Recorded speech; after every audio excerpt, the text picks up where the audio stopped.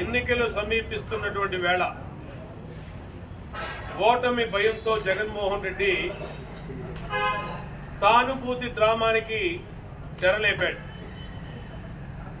సానుభూతి డ్రామాకి తెరలేపి విజయవాడ సెంట్రల్ నియోజకవర్గంలో సింగనగర్ ప్రాంతంలో అన్ని రకాలుగా వెల్ ప్లాన్డ్గా గతంలో విశాఖ ఎయిర్పోర్ట్లో 2019లో కోడి కత్తి డ్రామా ఏ విధంగా అయితే ఆడాడో ఈ రోజున జగన్మోహన్ రెడ్డి గులకరాయి డ్రామా ఆడాడు. ఈ గులకరాయి డ్రామాలో సూత్రధారి పాత్రధారులు కేసినేని నాని, వెల్లంపల్లి శ్రీను. వీళ్ళిద్దరూ మొత్తం పథక రచన చేసి ఏ విధంగా వేయాలి, ఏ విధంగా ఎక్కడ నుంచి చేయాలి, ఎవరు వేయాలని చెప్పి 1 టౌన్కి చెందినటువంటి పశ్చిమ నియోజకవర్గానికి చెందినటువంటి రౌడీ షీటర్ని తీసుకొచ్చి అంత పెద్ద డ్రామాని వెల్లంపల్లి శ్రీను, కేసినేని నాని కలిసి చేసినటువంటి కార్యక్రమం. కేసినేని నాని, వెల్లంపల్లి శ్రీను చేసినటువంటి కుట్ర. ఈ సానుభూతి పొందడానికి 27 రోజుల్లో ఎలక్షన్ పెట్టుకొని ఇవాళ గులకరాయితో కొట్టించుకుంటే ప్రాణహాని అంట. అంటే ఎక్కడైనా ఇది నమ్మశక్యంగా ఉందా అని వైసీపీ వాళ్ళే నవ్వుకుంటారు. వైసీపీ కేడర్ నవ్వుకుంటా ఉంది, వైసీపీ నాయకులు నవ్వుకుంటా ఉన్నారు. రాష్ట్రంలో కనీసం వీళ్ళు ఆడినటువంటి డ్రామాకి, వీళ్ళు సానుభూతి పొందడానికి చూస్తున్నటువంటి డ్రామాకి ఒక్క వైసీపీ కార్యకర్త కూడా జెండా పట్టుకుని బయటికి రాలేదు.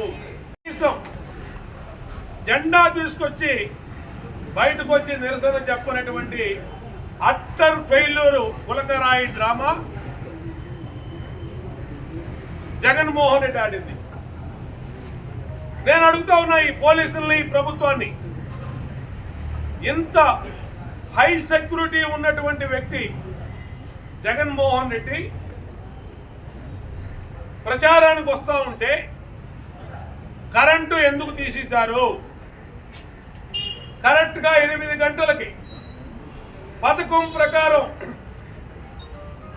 వివేకానంద స్కూల్ దగ్గర, సింగనగర్లో గంగానమ్మ గుడి దగ్గర కరెంటు తీసేయమని ఎవరు ఆదేశాలు ఇచ్చారు? అంత హై లెవెల్ సెక్యూరిటీ ఉన్నటువంటి వ్యక్తికి ప్రోగ్రాంలో చీకటిలో ప్రచారం చేయడానికి వీలుందా? ఎందుకు కరెంటు తీసేశారు? ఎవరు తీయమన్నారు? ఎవరు తీసేశారు? Point number 1. Point number 2, Vellampalli Srinu, Kesineni Nani call data ఆ రోజు మొత్తం కూడా వెరిఫై చేయాలి. వీళ్ళ కాల్ డేటాలో ఏ రౌడీ షీటర్తో వీళ్ళు మాట్లాడారు? మాకు వచ్చిన సమాచారం ప్రకారం పశ్చిమ నియోజకవర్గంలో బంకా శివ అనే రౌడీ షీటరు వాళ్ళ బ్యాచ్తో వెల్లంపల్లి ఆదేశాలు పాటించి చేశాడని మాకు వచ్చిన సమాచారం. మేము అడుగుతూ ఉన్నాం, వివిఐపి అయినటువంటి జగన్మోహన్ రెడ్డి ప్రచారంలో కరెంట్ ఎందుకు తీసేశారు? కరెంటు తీసిన సమయంలో జగన్మోహన్ రెడ్డి బస్సు మీద ఎందుకున్నాడు? అంత వివిఐపిని బస్సు మీద ఉంచుతారా? 3వ పాయింట్, పక్కన వివేకానంద స్కూలు పెద్ద పెద్ద బిల్డింగ్లు ఉన్నాయి. ఆ బిల్డింగుల మీద మామూలుగా సీఎం వస్తేనే బిల్డింగుల పై నుంచి సెక్యూరిటీ చేసే పోలీసులు అక్కడ ఎందుకు లేరు? దీనికి సీతారామాంజనేయులు కారణం కాదా? ఇదంతా ప్రీ ప్లాన్డ్ గా జరిగినటువంటి దాడి కాదా? సానుభూతి కోసం చేసినటువంటి వ్యవహారం కాదా ఇది?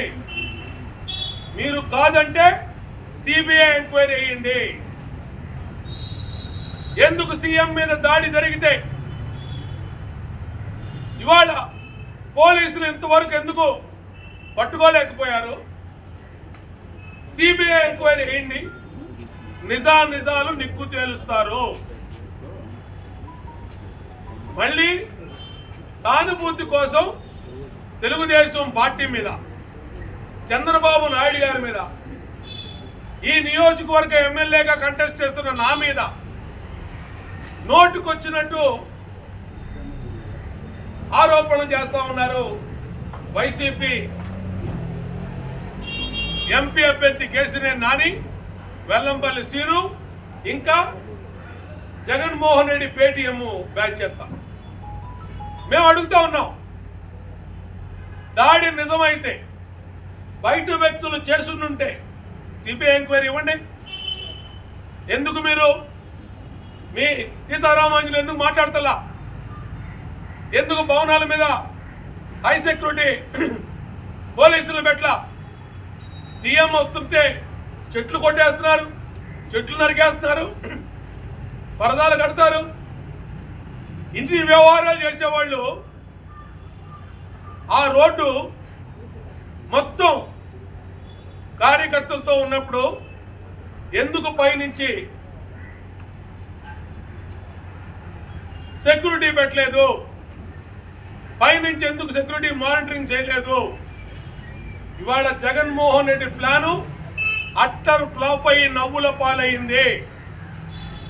ఐపాక్ ప్లాను నవ్వుల పాలైంది.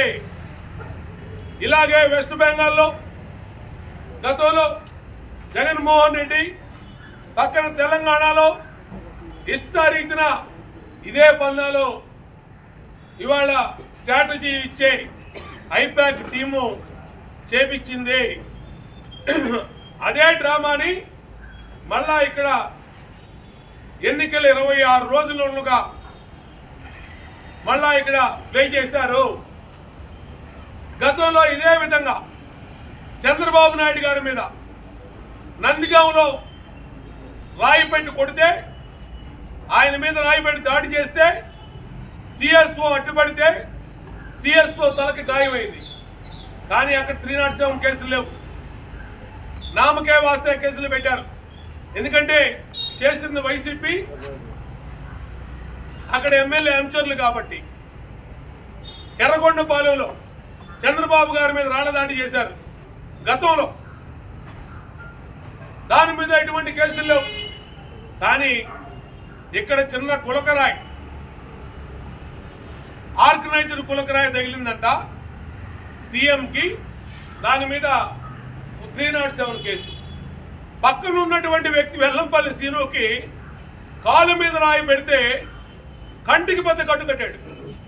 కాలుకి కన్నుకి సంబంధం ఏంటో మరి వైసీపీ మేధావులు చెప్పాలి.